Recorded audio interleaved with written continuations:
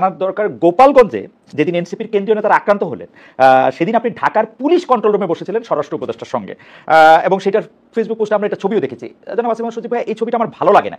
এটা যে আমার ভালো লাগে না, এটা আমি আমার বিভিন্ন কথা আমি বলতেও চেষ্টা করেছি, জানতে চেষ্টা করেছি। আজ আপনি পেলাম, তাই আপনার কাছে একটু জানতে চাই, আপনি কোন ক্ষমতা বলে সে একটা কন্ট্রোল রুমে বসেছিলেন এবং আপনি কি নির্দেশ কাকে দিচ্ছিলেন যে মানে এটা করতে হবে বা ওটা করতে হবে, এরকম কি নির্দেশ আপনি দিয়েছিলেন? আমি আমি কাউকে কোনো নির্দেশ দিচ্ছিলাম না। আমি সেখানে একটু মানে মূলত আমি হচ্ছে সরকারের আইন শৃঙ্খলা বিষয়ক যে উপদেষ্টা কমিটি, সেই কমিটির সদস্য, এবং সেটা হিসেবে আইন শৃঙ্খলা বিষয়ক ইয়াতে আমার থাকার ক্ষেত্রে ফর্মাল আসলে অফিসিয়াল কোনো বাধা নাই। এবং সেখানে ওই সময়টা তো খুব ক্রাইসিস সিচুয়েশন যাচ্ছিল, সেখানে যে কোনো ধরনের দুর্ঘটনা ঘটতে পারতো। তো সেই জায়গা থেকে সরকারের আইন শৃঙ্খলা, আমি একটু একটু করে শুনে আসি, সরকারের আইন শৃঙ্খলা বিষয়ক কমিটিতে আর কে আছে? মানে স্বরাষ্ট্র উপদেষ্টা, আপনি, আর কোন উপদেষ্টা কে আছেন? হ্যাঁ, আরো প্রায় এটা হয়তো 12 জন উপদেষ্টার আইন শৃঙ্খলা বিষয়ক কমিটি। মানে আইন শৃঙ্খলা বিষয়ক কমিটির সব উপদেষ্টাই মোটামুটি সদস্য নাকি 12-13 জন সদস্য? না, সব উপদেষ্টা না, 12 জন সদস্য। এবং তারা এরকম কন্ট্রোল রুমে গিয়ে থাকতে পারেন, মানে আইনে বাধা নাই? না, ফর্মালি তো এতে কোনো আসলে বাধা নাই। আমি তো সরাসরি কোনো নির্দেশনাও দিচ্ছিলাম না, যেটা স্বরাষ্ট্র উপদেষ্টা নির্দেশনা দিচ্ছিলেন। আমি সেখানে কোঅর্ডিনেশন করার চেষ্টা করছিলাম। যেমন মনে করেন, এই যে পুলিশ পাঠানো হবে, কিন্তু পদ্মা সেতুর সামনে বৈষম্যবিরোধী ছাত্র আন্দোলনের লোকজন অবরোধ করে রাখছে, পুলিশ যেতে পারছে না। তো এই কারণে এই কোঅর্ডিনেশনটার জন্য স্বরাষ্ট্র উপদেষ্টা তিনি আমাকে ফোন করেছিলেন, আমি গিয়েছিলাম। এবং ওদের সাথে যেহেতু আমার যোগাযোগ আছে, পুরো পরিচিতি আছে, তো ওদেরকে বলে তখন এই কোঅর্ডিনেশনটা করা, যাতে করে সেখানকার ওই পরিস্থিতি সামাল দেওয়ার ক্ষেত্রে কোনো ধরনের বাধা তৈরি না হয়। এই ছবিটি কে তুলেছিল? আপনার কোনো সহকারী? মানে কে পোস্ট করেছিল? এই ছবিটির উৎস কি? এই ছবিটা আমার সাথে থেকে কেউ তুলেছিল এবং আমার পেজে হয়তো আপনি, হ্যাঁ, যে আপনার পেজে এটা পোস্ট করেছিলেন কি আপনি এটা জানাতে যে মানে আপনি খুব পাওয়ারফুল একজন উপদেষ্টা, আপনি ইচ্ছা করলে? না, না, এটা পোস্ট করা হয়েছিল যে সরকার এটা নিয়ে কাজ করতেছে। তখন এই ধরনের একটা ইয়া চলছিল যে সরকার কিছু করতেছে না, এখানে মানুষগুলো মারা যেতে পারে। তো অ্যাটলিস্ট গভর্নমেন্টেরও তো এটা থাকা উচিত সেই জায়গা থেকে, যে গভর্নমেন্ট ইজ ওয়ার্কিং এবং গভর্নমেন্ট ইজ কনসার্ন। মানে এটা আপনার মাসল দেখানো না তো? আপনার পিস্তলের ম্যাগাজিন দেখানো বা পিস্তলের গুলি দেখানো না এটা? এটা এটা কোনোভাবেই না। এবং ইয়াতে মানে ওইটাও তো ম্যাগাজিন তো দেখানোর জন্য না, আমি নিজেও বিব্রত। আচ্ছা, কিন্তু ওই ছবিটা আপনি পোস্ট করেছিলেন এই কারণে না তো? দেখো যে আমি কিন্তু আম হিয়ার, আম দ্য চেয়ার, আমি ওরকম বলার জন্য না তো? না, মানে আছে না একটা না, আমার মনে হয় যে এই সরকারের একটা দুর্বলতার জায়গা হচ্ছে সরকারের কমিউনিকেশন আসলে একটু কম। দেখা যায় আওয়ামী লীগের সময় আমরা দেখেছি যে কাজ যতটুকু করতে এর থেকে বেশি বলতো। তো এই সরকারের কমিউনিকেশনটা এই সরকারের একটা বড় দুর্বলতা, যে অনেক কাজ হচ্ছে কিন্তু সেগুলোর কমিউনিকেশন হচ্ছে মানুষ ভাবতেছে যে গভর্নমেন্ট কোনো কাজ করতেছে না। আমার কাছে মনে হয় যে আমাদের প্রেস সচিব, আমাদের সিনিয়র সাংবাদিক শফিক ভাই বেশ ভালোই করছেন, সরকার যতটুকু করছে তাতে।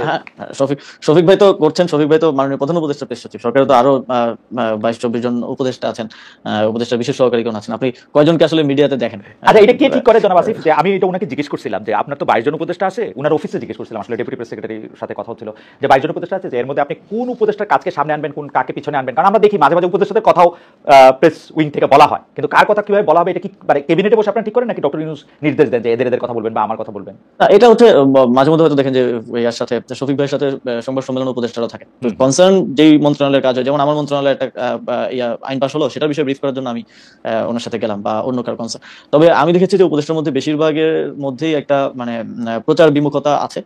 এবং স্বাভাবিকও, ওনারা তো পলিটিক্স করা বা ওনারা তো সামনে আসা, যে পলিটিক্যাল গভর্নমেন্টের মধ্যে যে ড্রাইভটা থাকে যে আমি কাজ করছি এটা দেখাইতে হবে, এই যে একটা দায়ের জায়গা থাকে, তো এইটা তো ওনাদের নাই। সেই জায়গা থেকে কমিউনিকেশন গ্যাপ আছে। তো সেই জায়গা থেকেও মাঝে মধ্যে দেখা যায় যে মাঝে মধ্যে আমি চেষ্টা করি যে কমিউনিকেট করার, কারণ দেখা যায় যে এখন রিয়াকশনটা খুব দ্রুত হয়। এখন আওয়ামী লীগের আমলের মতো না, কিছু একটা ঘটলেই দেখা যায় যারা কনসার্ন আছে, এখন নাগরিকদের মধ্যে সচেতনতা বৃদ্ধি হয়েছে, স্টুডেন্টদের মধ্যে সচেতনতা বৃদ্ধি হয়েছে, খুব দ্রুত দেখবেন যে মাঠে নেমে চলে আসছে। তো ঠিকমতো কমিউনিকেশন না হওয়াটাও এই রিয়াকশনের একটা বড় কারণ বলে আমি মনে করি। তো এইগুলো ম্যানেজ করার জন্য আমার মনে হয় যে কমিউনিকেশনটা প্রয়োজন, সেই জায়গা থেকেই সেই বিষয়টা পোস্ট করা। ওকে, আমি আইন উপদেষ্টা ডক্টর আসিফ নজরুল আমাদের অনুষ্ঠানে এসেছিলেন, তখন তিনি আমার একটি প্রশ্ন জবাবে বলেছিলেন যে চট্টগ্রামের মেয়র শাহাদাত সাহেব কেন মেয়রের দায়িত্ব পেলেন, দক্ষিণ ঢাকার ইশাক সাহেব কেন পেলেন না? তখন তিনি আমার মানে প্রশ্নের পর প্রশ্ন জবাবে তিনি বলেছিলেন যে এইটা চট্টগ্রামের ক্ষেত্রে সেই সময়কার যে স্থানীয় সরকার উপদেষ্টা ছিলেন জনাব এফ হাসান আরিফ, তার কারণে চট্টগ্রাম সিটিতে মেয়র হিসেবে দায়িত্ব পেলেন, কারণ তিনি একটি লিনিয়েন্ট ভিউ নিয়েছিলেন তার মেয়র পদে বসার ক্ষেত্রে, যেটা জনাব আসিফ নেন নাই। সেজন্য ব্যাপারটার ক্ষেত্রে তিনি এটার মধ্যে সিদ্ধান্ত দিতে চান নাই। সার্বিকভাবে বিএনপির সিনিয়র নেতারা কিন্তু অভিযোগ করেন যে আপনি গায়ের জোরে আসলে জনাব ইশাককে বসতে দেন নাই। তো আপনি কি মনে করেন যে সপ্তাহ 10 দিন বা 15 দিনের জন্য জনাব ইশাক মেয়র হলে সেটা কি মানে আপনি এটাকে পার্সোনালি নিয়েছেন কিনা বা নিয়েছেন কিনা, মানে এটা আপনার গায়ের জোরের ব্যাপারটা আসছে? হ্যাঁ, প্রথমত খালেদ ভাই পার্সোনালি নেওয়ার তো এখানে সুযোগ নাই। এখানে এই ধরনের জনগুরুত্বপূর্ণ ইস্যু সিদ্ধান্ত সরকারের সর্বোচ্চ পর্যায় থেকেই আসে, এবং এইখানে পার্সোনালি কোনো ডিসিশন নিয়ে তো আমি মানে নিজে ঝুঁকি নিতে চাইবো না। তো এই বিষয়ে সিদ্ধান্ত উপদেষ্টা পরিষদ এবং ইনফরমালি উপদেষ্টা পরিষদ থেকেই মানে হয়েছে, এবং তখন আইনি জটিলতা ছিল অনেকগুলো, যেটা আপনিও জানেন। এবং তখন এই যেহেতু আমি মন্ত্রণালয়ের দায়িত্ব অন্য যে কেউ থাকলে তাকেও উপদেষ্টা পরিষদের সিদ্ধান্ত বাস্তবায়ন করতে হতো। এবং আপনি যদি ইশরাক ভাইয়েরও লাস্ট একটা প্রেস ব্রিফিং এ উনি নিজেও বলেছেন যে এটা উপদেষ্টা পরিষদের সিদ্ধান্ত, ডক্টর মোহাম্মদ ইউনূসকে ভুল বোঝানো হয়েছে, উপদেষ্টা পরিষদ ভুল বুঝাইছে।